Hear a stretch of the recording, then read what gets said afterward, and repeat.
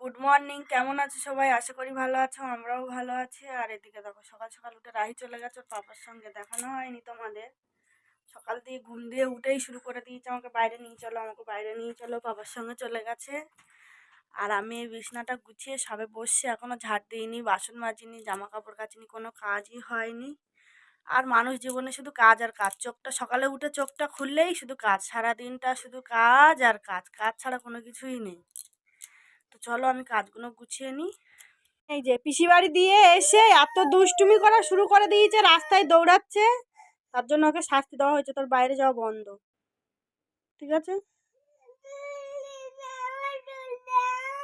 সে টুল এনে দিচ্ছি আমি। আমাদের মাছ নিয়ে এসেছিল বাজার দিয়ে, এই যে মাছ ভাজা বসিয়ে দিয়েছি। শুধু মার মতনই মাছটা রান্না হবে, কারণ আমাদের মাংস খাবো, মা তো মাংস খায় না। আর এইদিকে মাংসের আলুটা আমি কেটে নিয়েছি, আর এইদিকে দেখো আমার মাংস, আর এদিকে মাংসের মশলা এই যে সব রেডি করে নিয়েছি। আর এই যে মাছের ঝোল করবো শিম আলু দিয়ে, তার জন্য এদিকে সব আমি কেটে নিয়েছি। আর আমার ভাতটাও হয়ে গেছে, তার মধ্যে ভাতটা উবুর দিয়ে তুলে নিয়েছি। তো চলো আর একটু জোগাড় করে নিই। এদিকে আমি মাছের ঝোলের জন্য দেখো পেঁয়াজটা বসিয়ে দিয়েছি, তেলের মধ্যে দিয়ে দিয়েছি। আর এদিকে সব তো কাটার জোগাড় রেডি করে নিয়েছি। চলো, এই যে আমাদের মাংসের জোগাড় চলছে, আর আমি ওইদিকে মাছের ঝোলটা বসিয়ে দিয়েছি। আর এই যে এইদিকে আমাদের মালিক বসে বসে পেঁয়াজ কাটছে। আমি পেঁয়াজ কেটেছি, কম হয়ে গেছে। বাটনাটা কে করেছে? মশলাটা বেটেছে কে? হ্যাঁ, আমি তো সারা সপ্তাহ বাটি, তুমি নয়তো একদিন বাটবে। তোমার বাটা আমার বাটাটা দেখ দেখি।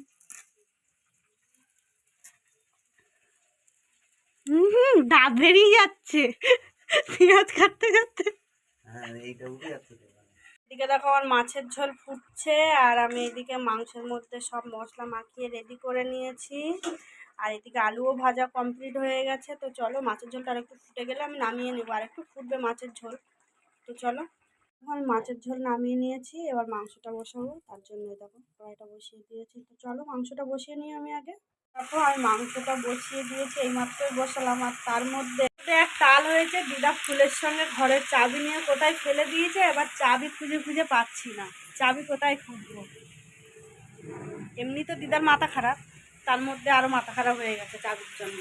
এই দেখে আসলাম, পাইনি খুঁজে, কী করছি জানি না। তো চলো আমি রান্নাটা কী করতে লাগি। আমি মাংসটা কষিয়ে জল ঢেলে দিয়েছি। আর একজনের অবস্থা দেখো, এই যে দিদা বাপের বাড়ি যাচ্ছে, আর একজন দাঁড়িয়ে দাঁড়িয়ে বলছে সাবধানে যাবে, আমি যাব, আমাকে নিয়ে যাও। টাটা করে তো দিদাকে।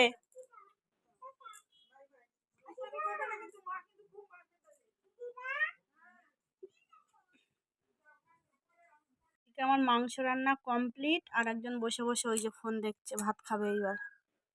ভাত খাবি না? খেয়ে থাকবি? চিকেন রান্না করেছি, খাবি না? এটা মাংস, আর এটা মাছের ঝোল। ঘুম দিয়ে উঠে হ্যাঁ হ্যাঁ করা শুরু করে দিয়েছে। এখন যাবে একটু ঘুরতে, দোকানে যাবো আটা আনতে। চলো, আমি চলে এসেছি রাহির পিপির বাড়িতে। রাহি আসবে না, বাবার কাছে দাঁড়িয়ে আছে। দাও, তুই কখন আসবে? আসো আসো আসো, মামাম চলে আসো। দেখি গেট খুলছে কে, দেখি। চলে চলে, গেট খুলছে দেখি কে, পিপি না দাদা? কে গেট গেট খুলছে কে, দেখি।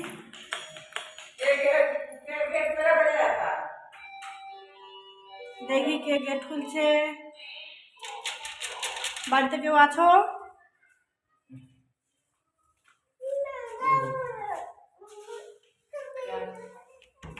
হয়তো কে আসছে, হাত ছাড়া। ও পিপি চলে এসছে গেট খোলার জন্য। ওই দেখো কোথায় যাবে, মা বকো ধরে। যে এসে দেখি আমাদের এই বাচ্চাটা ড্রয়িং করছে। আগে ড্রয়িংটা দেখাই, তারপরে বাচ্চার মুখটা দেখাচ্ছি। এই যে সুন্দর ড্রয়িং করে, এই যে আমাদের বাচ্চার মুখ। পিপির বাড়ি দিয়ে বাড়ি যাচ্ছে। চলো টাটা। ঠিক আছে, মন্দিরে যাবো, চলো চলো। আর একজন এই যে নিতে এসছে আমাদের। দিদি বাড়ি দিয়ে আসার সময় আটা কিনে নিয়ে চলে আসলাম। আর রাহি দেখো ঘরে বসে বসে কি করছে, ওই যে চিপস খাচ্ছে। আর একজন চিপস নিয়েছে রাত্রেবেলা। এখন আটা মাখবো, রুটি করবো।